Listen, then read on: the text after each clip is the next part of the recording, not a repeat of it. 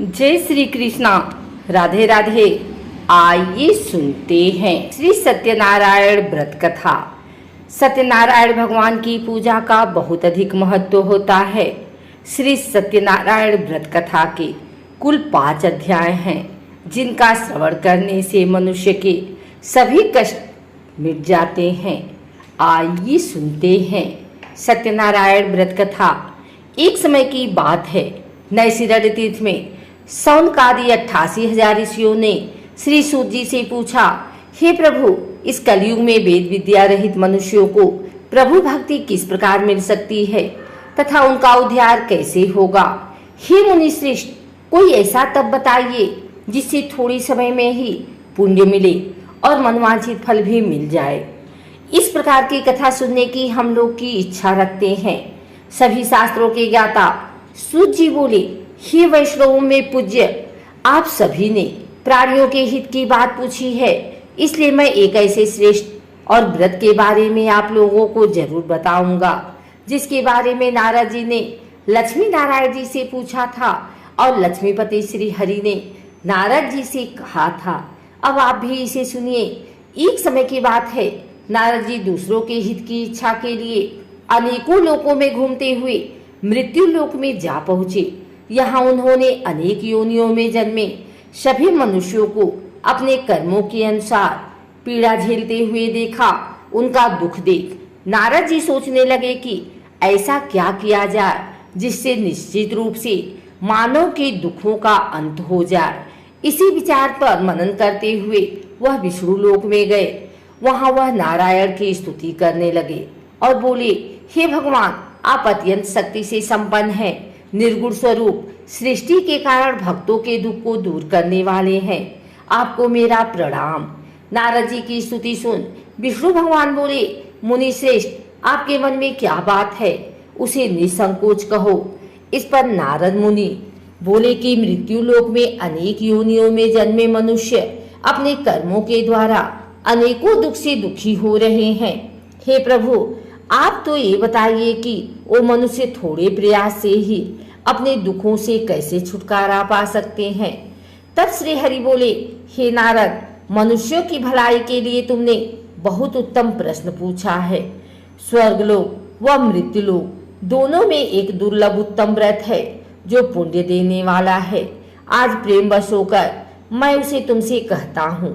श्री सत्यनारायण भगवान का व्रत अच्छी तरह विधान पूर्वक करके मनुष्य तुरंत ही यहाँ सुख भोग कर मरने पर मोक्ष पाता है। श्री हरि के वचन सुन नारद जी बोले कि उस व्रत का फल क्या है प्रभु, और उसका विधान क्या है? यह व्रत किसने किया था? इस व्रत को किस दिन करना चाहिए? आप सब कुछ विस्तार पूर्वक बताएं। नारद की बात सुनकर फिर श्री हरि बोले, दुख व सुख को दूर करने वाला यह सभी स्थानों पर विजय दिलाने वाला है। मानव को भक्ति व श्रद्धा के साथ शाम को श्री सत्यनारायण की पूजा धर्मपरायण होकर ब्राह्मणों व बंधुओं के साथ करने, साथ ही यथाशक्ति अनुसार भक्ति भाव से भगवान का भोग लगाएं, आरती गाएं और ब्राह्मणों सहित बंधु बांधवों को भी भोजन कराएं। उसके बाद स्वयं भोजन करें। कीर्तन भजन के साथ भगवान की भक्ति में लीन हो जाएं। इस तरह से सत्यनारायण भगवान का यह व्रत करने पर मनुष्य की सारी इच्छाएं निश्चित रूप से पूरी होती हैं। इस कलिकाल अर्थात कलयुग में मृत्यु लोक में मोक्ष का यही एक सरल उपाय बताया गया है। आइए सुनते हैं श्री सत्यनारायण भगवान व्रत कथा का दूसरा अध्याय। सूत जी बोले, हे ऋषियों, जिसने पहले समय में इस व्रत को किया था उसका इतिहास कहता हूँ, ध्यान से सुनो। सुंदर काशीपुरी नगरी में एक अत्यंत निर्धन ब्राह्मण रहता था। भूख प्यास से परेशान हो वह धरती पर घूमता रहता था। ब्राह्मणों से प्रेम करने वाले भगवान ने एक दिन ब्राह्मण का वेश धारण कर उसके पास जाकर पूछा, हे विप्र, नित्य दुखी होकर तुम पृथ्वी पर क्यों घूमते हो? दिन ब्राह्मण बोला, मैं निर्धन ब्राह्मण हूँ, भिक्षा के लिए धरती पर घूमता हूँ। यदि आपका इस उपाय का कोई हल जानते हो तो बताइए।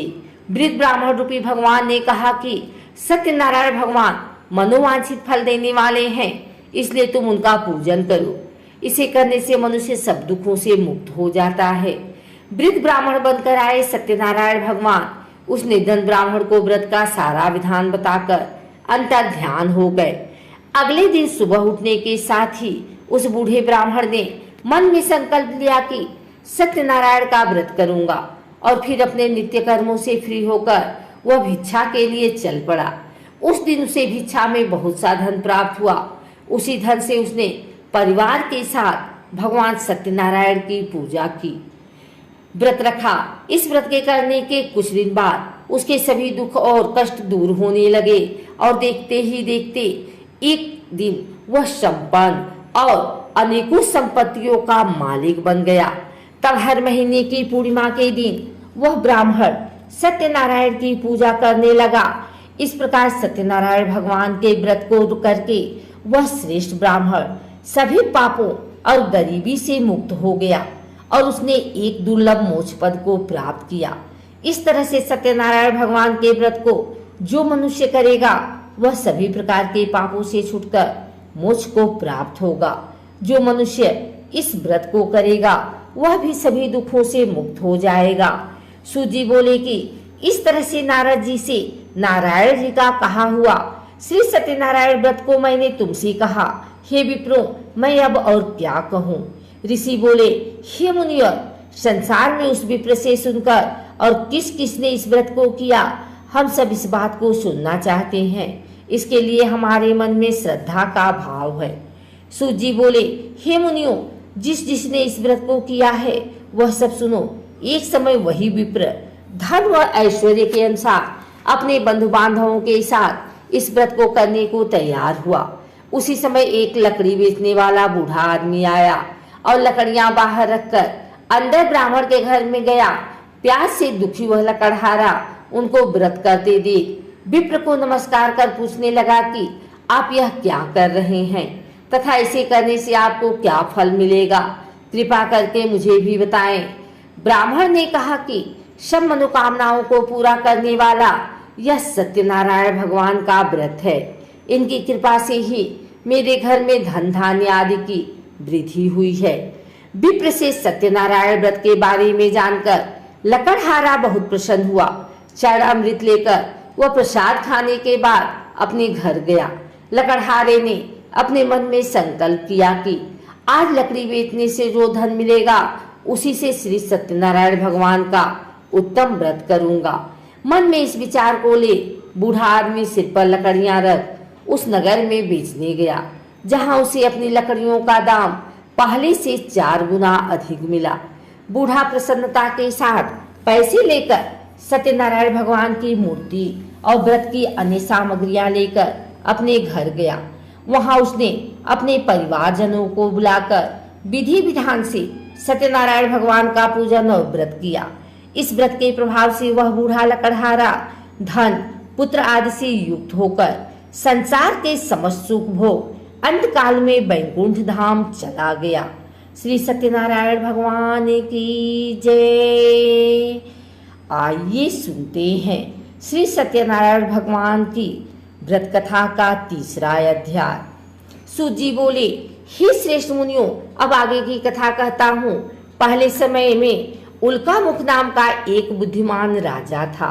वह सत्यवक्ता और जितेंद्रिय था।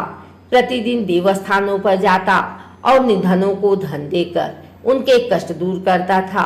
उसकी पत्नी कमल के समान मुख वाली तथा सती साध्वी थी। भद्रशिला नदी के तट पर उन दोनों ने श्री सत्यनारायण भगवान का व्रत किया। उसी समय साधु नाम का एक वैश्य आया। उसके पास व्यापार करने के लिए बहुत सा धन भी था। राजा को व्रत करते देखकर वह विनय के साथ पूछने लगा, हे राजन, भक्ति भाव से पूर्ण होकर आप यह क्या कर रहे हैं? मैं सुनने की इच्छा रखता हूँ, तो आप कृपा करके मुझे बताएं। राजा बोले, मैं अपने बंधु बांधवों के साथ पुत्र आदि की प्राप्ति के लिए श्री सत्यनारायण भगवान का व्रत व पूजन कर रहा हूँ। राजा के वचन सुन साधु आदर से बोला, हे राजन, मुझे इस व्रत का सारा विधान कहिए। मैं भी इस व्रत को करूंगा। मेरी भी संतान नहीं है और इस व्रत को करने से निश्चित रूप से मुझे संतान की प्राप्ति होगी। राजा से व्रत का सारा विधान सुन व्यापार से निवृत्त हो वह अपने घर गया। साधु ने अपनी पत्नी को संतान देने वाले इस व्रत का वर्णन कर सुनाया और कहा कि जब मेरी संतान होगी तब मैं इस व्रत को करूंगा। साधु ने इस तरह के वचन अपनी पत्नी लीलावती से कहे। यह एक दिन लीलावती पति के साथ आनंदित हो संसारिक धर्म में प्रवृत्त होकर सत्यनारायण भगवान की कृपा से गर्भवती हो गई। 10वें महीने में उसके गर्भ से एक सुंदर कन्या ने जन्म लिया। माता पिता ने अपनी कन्या का नाम कलावती रखा। एक दिन कलावती की माँ लीलावती ने अपने पति को याद दिलाया कि आपने सत्यनारायण भगवान के जिस व्रत को करने का संकल्प किया था उसे करने का समय आ गया है, आप इस व्रत को करिए। साधु बोला कि हे प्रिय, इस व्रत को मैं उसके विवाह पर करूंगा। इस प्रकार अपनी पत्नी को आश्वासन देकर वह नगर को चला गया। साधु ने एक बार नगर में अपनी कन्या को सखियों के साथ देखा तो उसे लगा कि उसकी कन्या अब विवाह योग्य हो गई है और उसने कन्या के योग्य वर ढूंढना शुरू कर दिया। एक दिन साधु की बात को ध्यान में रखते हुए एक नगर में पहुंचा और वहां देखभाल कर रही लड़की के सुयोग्य वारिक पुत्र को ले आया। सुयोग्य लड़के को देख साधु ने बंधु बांधवों को बुलाकर अपनी पुत्री का विवाह कर दिया। लेकिन दुर्भाग्य की बात ये थी कि साधु ने अभी भी श्री सत्यनारायण भगवान का व्रत नहीं किया। इस पर श्री भगवान क्रोधित हो गए और श्राप दिया। अपने कार्य में कुशल साधु बनिया जमाई को लेकर समुद्र के पास स्थित होकर रत्नासारपुर नगर में गया। वहां जाकर दामाद ससुर दोनों मिलकर चंद्रकेतु राजा के नगर में व्यापार करने लगे। एक दिन भगवान सत्यनारायण की माया से एक चोर राजा का धन चुरा कर भाग रहा था। उसने राजा के सिपाहियों को अपना पीछा करते देख चुराया हुआ धन वहां रख दिया जहां साधु अपने जमाई के साथ ठहरा हुआ था। राजा के सिपाहियों ने साधु वैश्य के पास राजा का धन पड़ा देखा तो वह ससुर जमाई दोनों को बांधकर प्रसन्नता से राजा के पास ले गए और कहा कि उन दोनों चोरों ने हम पकड़ लिए हैं, अब आप आगे की कार्यवाही कीजिए। राजा की आज्ञा से उन दोनों को कठिन कारावास में डाल दिया गया और उनका सारा धन भी उनसे छीन लिया गया। श्री सत्यनारायण भगवान से श्राप से साधु की पत्नी भी बहुत दुखी हुई। घर में जो धन रखा था उसे चोर चुरा ले गए। शारीरिक तथा मानसिक पीड़ा वह भूख प्यास से अति दुखी हो अन्न की चिंता में कलावती के ब्राह्मण के घर गई। वहां उसने श्री सत्यनारायण भगवान का व्रत होते देखा, फिर कथा भी सुनी। वह प्रसाद ग्रहण कर रात को घर वापिस आई। माता के कलावती से पूछा कि हे पुत्री, अब तुम कहाँ थी, तेरे मन में क्या है? कलावती ने अपनी माता से कहा, हे माता, मैंने एक ब्राह्मण के घर में श्री सत्यनारायण भगवान का व्रत देखा है। कन्या के वचन सुन लीलावती भगवान के पूजन की तैयारी करने लगी। लीलावती ने परिवार व बंधुओं सहित सत्यनारायण भगवान का पूजन किया और उनसे वर मांगा कि मेरे पति तथा जमाई शीघ्र घर आ जाएं। साथ ही यह भी प्रार्थना की कि हम सबका अपराध क्षमा करें। श्री सत्यनारायण भगवान इस व्रत से संतुष्ट हो गए और राजा चंद्रकेतु को सपने में दर्शन दे कहा कि हे राजन, तुम उन दोनों वैश्यों को छोड़ दो और तुमने उनका जो धन लिया है उसे वापिस कर दो। अगर ऐसा नहीं किया तो मैं तुम्हारा धन, राज्य व संतान सभी को नष्ट कर दूंगा। राजा को यह सब कहकर वह अंतर ध्यान हो गए। प्रातःकाल सभा में राजा ने अपना सपना सुनाया, फिर बोले कि उन दोनों को कैद से मुक्त कर सभा में लाओ। दोनों ने आते ही राजा को प्रणाम किया। राजा बोला, महानुभावों, भाग्यवश ऐसा कठिन दुख तुम्हें प्राप्त हुआ है, लेकिन अब तुम्हें कोई भय नहीं है। ऐसा कर राजा ने उन दोनों को नए वस्त्राभूषण भी पहनाए और जितना धन उनका लिया था उसे दूना धन वापिस कर दिया। दोनों वैश्य अपने घर को चल दिए। श्री सत्यनारायण भगवान की जय। आइए सुनते हैं सत्यनारायण भगवान व्रत कथा का चौथा अध्याय। सूत जी बोले, वैश्य ने मंगलाचार कर अपनी यात्रा आरंभ की और अपने नगर की ओर चल दिए। उनके थोड़ी दूर जाने पर एक दंडी बेशधारी श्री सत्यनारायण ने उनसे पूछा, हे साधु, तेरी नाव में क्या है? अभिवारी बड़ी खस्ता हुआ बोला, हे दंडी, आप क्यों पूछते हो? क्या धन लेने की इच्छा है? मेरी नाव में तो बेल व पत्ते भरे हुए हैं। वैश्य के कठोर वचन सुन भगवान बोले, तुम्हारा वचन सत्य हो। दंडी ऐसे वचन कर वहां से दूर चले गए। कुछ दूर जाकर समुद्र के किनारे बैठ गए। दंडी के जाने के बाद साधु वैश्य ने नित्य क्रिया के पश्चात नाव को ऊंची उठते देखकर अचंभा माना और नाव में बेल पत्ते आदि देख वह मूर्छित हो जमीन पर गिर पड़ा। वापस होश में आने पर वह अत्यंत शोक में डूब गया। तब उसका दामाद बोला कि आप शोक न मनाए, यह दंडी का श्राप है, इसलिए हमें उनकी शरण में जाना चाहिए, तभी हमारी मनोकामना पूरी होगी। दामाद की बात सुनकर वह दंडी के पास पहुंचा और अत्यंत भक्तिभाव नमस्कार करके बोला, मैंने आपसे जो असत्य वचन कहे थे उनके लिए मुझे क्षमा कर दें। ऐसा कहकर रोने लगा। तब दंडी भगवान बोले, हे बड़े पुत्र, मेरी आज्ञा से बार बार तुम्हें दुख प्राप्त हुआ है, तू मेरी पूजा से विमुख हुआ। साधु बोला, हे भगवान, आपकी माया से ब्रह्मा आदि देवता भी आपके रूप को नहीं जानते, तब मैं अज्ञानी कैसे जान सकता हूँ? आप प्रसन्न होइए, अब मैं सामर्थ्य के अनुसार आपकी पूजा करूंगा, मेरी रक्षा करो और पहले के समान नौका में धन भर दो। साधु वैश्य के भक्ति पूर्वक वचन सुनकर भगवान प्रसन्न हो गए और उसकी इच्छा अनुसार वरदान देकर अंतर ध्यान हो गए। ससुर जमाई दोनों जब नाव पर आए तो नाव धन से भरी हुई मिली। फिर वहीं अपने अन्य साथियों के साथ सत्यनारायण भगवान का पूजन कर अपने नगर को चल दिए। जब नगर के नजदीक पहुंचे तो दूत को घर पर खबर करने के लिए भेज दिया। दूत साधु की पत्नी को प्रणाम कर कहता है कि मालिक अपने दामाद सहित नगर के निकट आ गए हैं। दूत की बात सुन साधु की पत्नी लीलावती ने बड़े हर्ष के साथ सत्यनारायण भगवान का पूजन कर अपनी पुत्री कलावती से कहा कि मैं अपने पति के दर्शन को जाती हूँ, तू कार्य पूर्ण कर शीघ्र आ जाना। माँ की ऐसे वचन सुन कलावती जल्दी में प्रसाद छोड़ अपने पति के पास चली गई।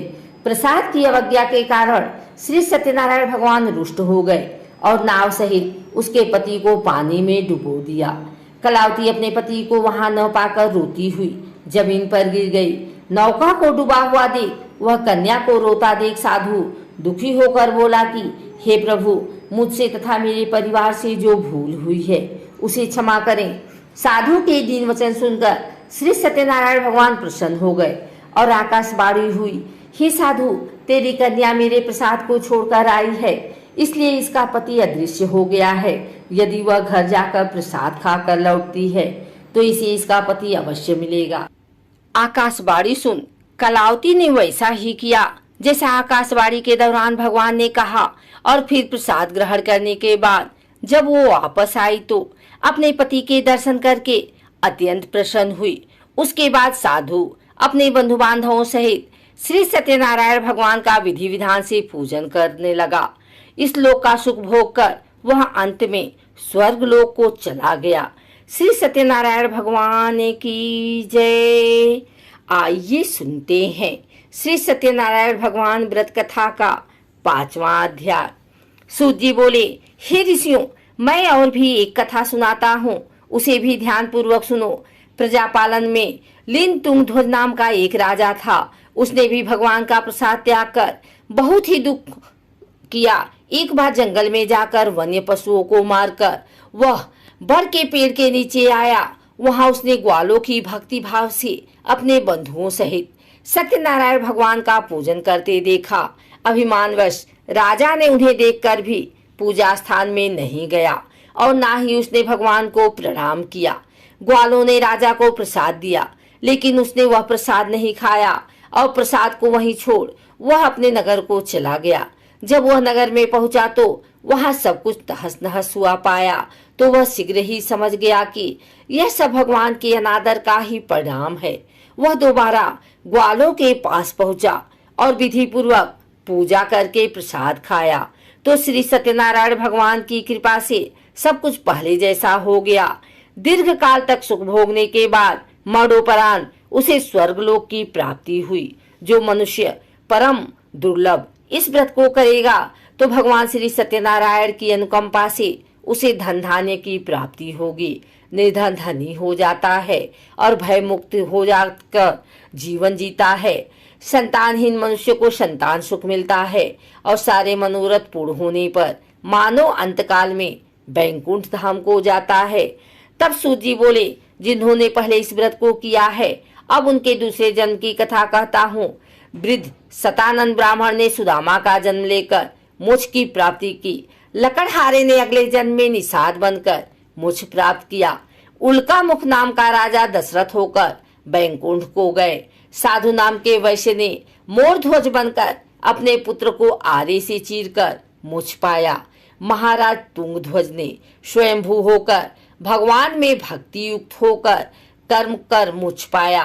कथा सुनने के बाद सभी ने श्री हरि का झुककर प्रणाम किया। श्री सत्यनारायण भगवान की जय।